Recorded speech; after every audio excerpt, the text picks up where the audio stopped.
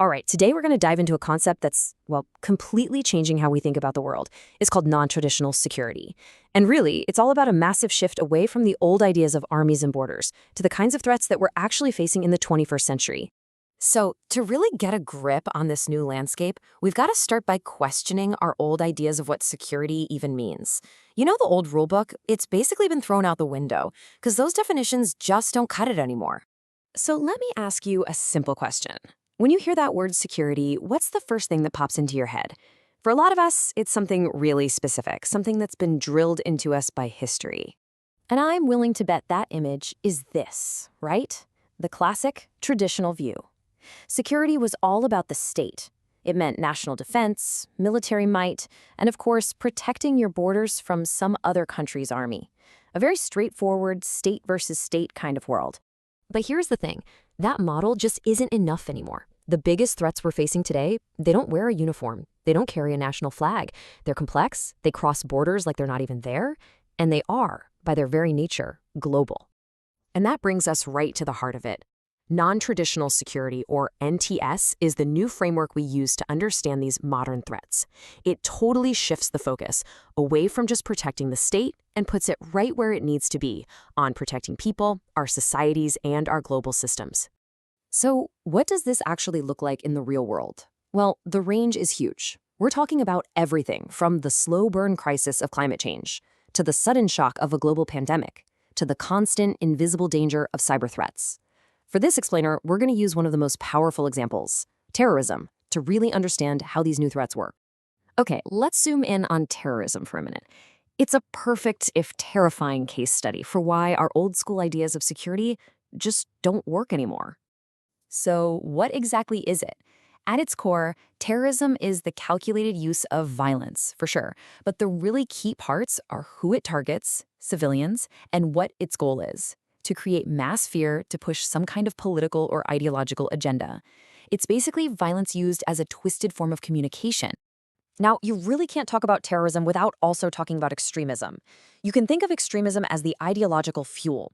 It's a worldview built on these really rigid, intolerant beliefs that often fly right in the face of democratic values like tolerance and open debate. So what's the actual connection here? Well, think of it like this. Extremism, that's the ideology. It's the why.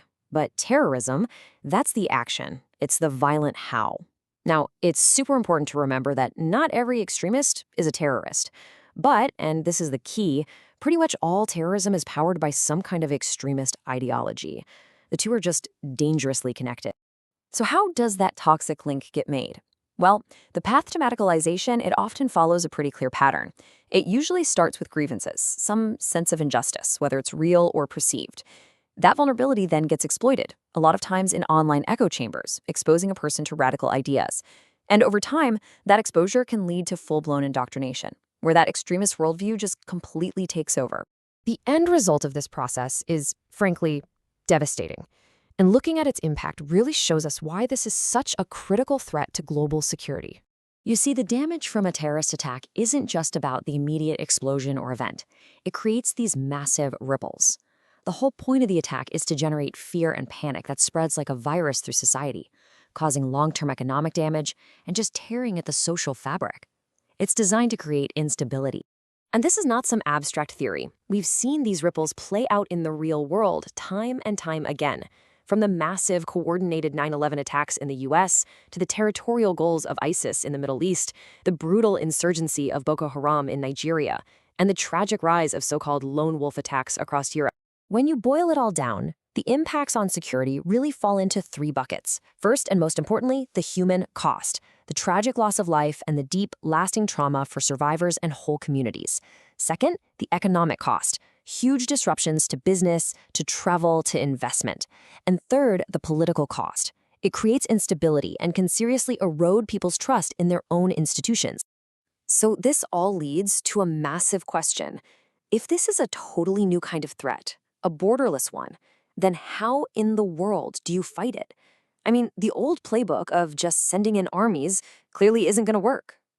And here's the fundamental problem. Traditional warfare is designed for states to fight other states. But terrorists aren't states. They're what we call non-state actors. They don't have a capital city you can capture or a regular army you can defeat on a battlefield. They operate in these decentralized global networks, which makes them a really slippery target for traditional military force. So, the response has to be just as complex and multi-layered. It demands a combined strategy. For something like terrorism, that means blending intelligence gathering, better border security, and programs for de-radicalization. But, this multi-pronged idea applies to other NTS threats too, like coordinating global health agencies for a pandemic or sharing climate data to prevent disasters. This new toolkit is all about collaboration. It absolutely requires international cooperation, whether that means sharing intel on a terror cell or satellite data on rising sea levels.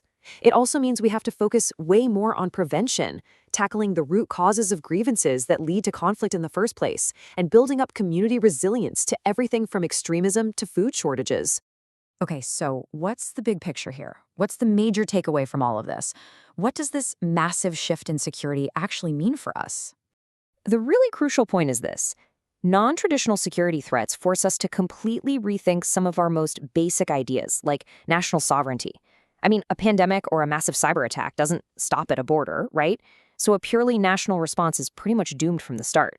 These challenges demand a global mindset, a huge shift away from conflict and towards cooperation and prevention. And this isn't some side issue anymore. It is absolutely central to how the world works today. The bottom line is that dealing with these threats means we all have to accept a shared responsibility. And that responsibility demands that we act together, collectively. And that leaves us with one last, really big question to chew on. The threats we're up against are, without a doubt, borderless. So the real challenge, the real test for all of us, is whether our solutions can be borderless too. Are we actually ready to build the kind of cooperation we're going to need to secure our shared future?